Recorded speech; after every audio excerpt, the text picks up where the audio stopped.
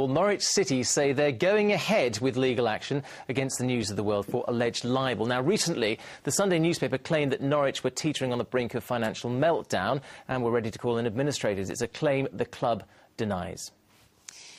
Now, it's always nice to be able to thank someone who's done you a good turn, holding open a door, walking your dog. But what about someone saving your life?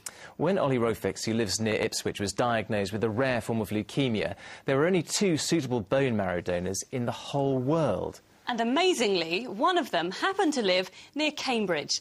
And after a successful operation, Olly met up with his donor, Matthew Hall, at the weekend. And I'm delighted to say that Olly is here with us now. Good evening, Olly. Thank you so much for taking the time to come in. Now, we'll hear a little bit more about your background in just a moment. But first of all, tell us what it felt like to meet the man that saved your life. It was a really strange load of feelings I had at the time. Because, 4 years ago, this guy was just a bag of blood at the end of the bed that made strange sounds for going through the pump. The questions were going through my head, who is he? Where does he come from? How old is he? So it was brilliant.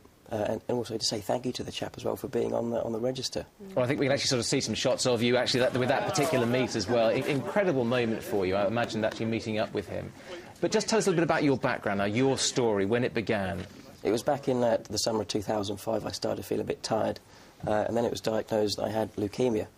It was a few months into the treatment. They turned around and said, you've got this really rare form of leukemia. You're the 3rd known in the world to have it. But sadly, the other 2 have died. So we're going to put you in for a bone marrow transplant, and this would be your best chance of survival. And how important was the actual registry at that point for you? At that point, it was very, very important.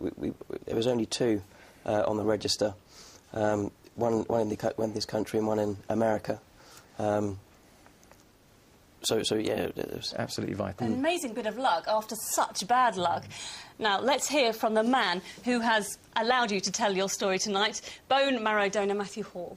Really good to help out, and it's good to see him as well as he is, because I've seen some photographs of him when he was in hospital and he looked really poorly.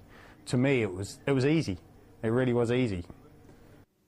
Well, Matthew Hall, they're absolutely delighted to help you, and you're now trying to do your bit to make sure that more people are aware of the actual bone marrow register itself. Yes, absolutely. What I'm doing is, just before I got ill, had my transplant, I bought this 18-foot boat that I'm now going to go off and sail around Britain next year to raise money and awareness for the Anthony Nolan Trust, but more importantly, try and get more people on the register, because there are only 2 people a day that they can provide a donor for, but sadly there are 2 other people that they can't. So I really want to get more people on the register. That's definitely the most important thing. I'm sure you've helped your cause by coming on our programme tonight, so thank you so much for taking time. I know you've had a very, very tiring day, so we'll let you go now. Thank you. Okay, brilliant. Cheers. Thanks for that. Well, if you want more information on how to become a donor, all the addresses you need can be found with this story. It's on our website at www.itv.com/Anglia, and loads more there as well. Now, most people look forward to taking it easy when they get to retirement age. Not having to get up early, having an extra hour in bed. Oh, wow. Sounds lovely, doesn't it? But not Tony Moulds from Holcot near Northampton. At 75, he's still working, doing the same milk round he started 60 years ago. Claire McGlasson dragged herself out of bed this morning to join him. 6 o'clock in the morning. 6 days a week. For the past 60 years. There's a full moon and the birds are singing and it's quiet. That's what I like. Before the rest of the world gets up? Absolutely, yes, yes. While the village of Holcot near Northampton is sleeping, milkman Tony Moulds is starting his round. 2 red taps, please. OK. Today, he's got a helper. So what time does your alarm go off in the morning? Well, I don't usually set an alarm because I wake up naturally, but about 10 to 6 I'll get up, yeah. And there isn't the odd day where you think, I might just have an extra half an hour today, or...? Not really, no, because it'd make me late all day then. At 75 and after a double hip replacement, Tony is still doing the same job in the same village where he started at the age of 15. So you arrive in the early hours and they wake up to a magic pint of milk? Absolutely, yes. In 1950, nearly every household had their milk delivered. Now it's just 1 in 10. Back then, a pint cost 2.5d. Now it's 58 pence delivered to the door, compared to 45p from a supermarket. Tony has seen a few changes. I went round with a bucket and loose milk and used a ladle and put them into jugs, and they'd have half a pint and pint and a half or whatever. But then all milk had to be sold in sealed containers, and that's when the tinfoil tops came in, which was 52 or 53.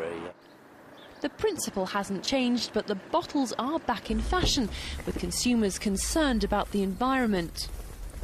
This milk comes from just 7 miles away, and of course all the bottles are recycled when they're used by a new customer every day. Tony has delivered to the same families for 4 generations, so he must be doing something right. He's done a great job over all these years. It's amazing, really, because he could be having a lie-in. I mean, exactly what I am, you see. Tony's remarkable. It doesn't matter what the weather's like, he's always there. There's always a pint of milk on your doorstep. And if you're feeling down, Tony will pick you up. Oh, fantastic. So you get more than a pint of milk, then? You get... Oh, a little bit of chat. He's a pillar of the community. After 60 years, Tony says the milk round has become a bit of a habit. A habit he's got no plans to give up just yet.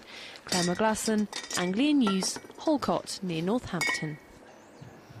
Oh, well done, Tony, and thank you to all those brave people that spoke to us in your pyjamas. Yes, you expect to open the door to Tony, and when you get Claire McGlasson staring. Now, I'd like to just ask a quick question about Tony, the milkman. But, cool, wasn't it chilly out there this morning? Freezing. Lovely sunshine, though. I appreciate that. But let's see what the weather's got coming up for us. Here's... Right, I'm off to apologise to Amanda. And I'll see you tomorrow. Goodbye. Bye.